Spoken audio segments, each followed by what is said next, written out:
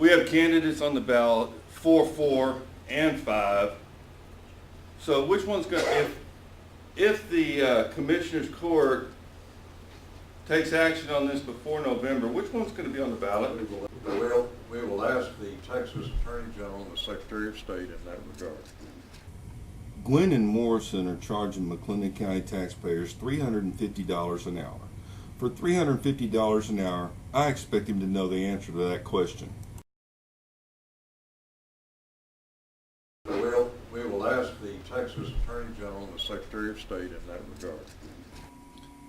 The reality is neither one will be on the ballot. The commissioners are going to appoint whoever furthers their agenda. I'll give you credit.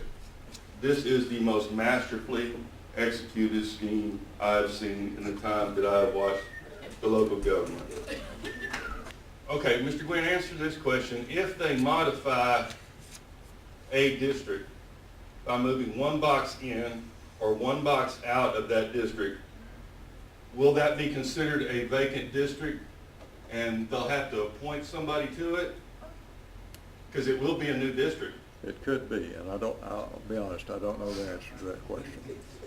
I don't know the answer to that question. Gwen and Morrison are charging McLennan County taxpayers $350 an hour. For $350 an hour, I expect him to know the answer to that question. Here's what the Secretary of State opinion JWF-18 says. Thus, the boundary lines of the county election precincts, which have been altered by the Commissioners Court, will not be effective until the upcoming voting year.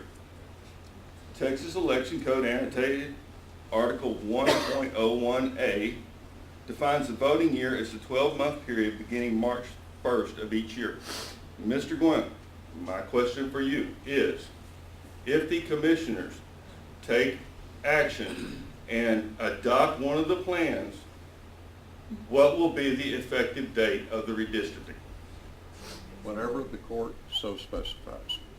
The court makes the determination as to the date. Okay, so the opinion by the Secretary of State about the boundary lines of election precincts is irrelevant. Is that correct? No.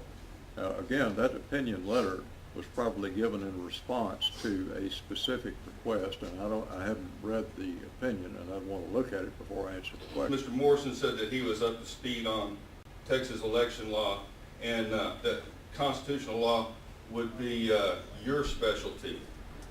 So, But we try. well, the Constitution of the state of Texas says from time to time for the convenience of the people. And in 2006, John Segrist wrote a really great opinion about the Ashmore decision, in that he said that the people went to polls in 1983 to amend the Texas Constitution to take the power away from the Commissioners Court to pull a stunt, just like they're doing right now. Okay? And what he said was, if the people didn't care and had granted that authority to the Commissioners Court, they could have left Ashmore the law of the land. But they didn't, and it isn't.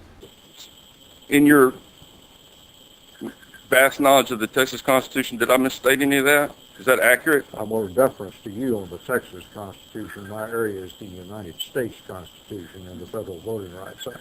But I'll be glad to check that out. Well, I tell you what, all it would take is one commissioner to stand up and say, I will not be a party to the disenfranchisement of voters.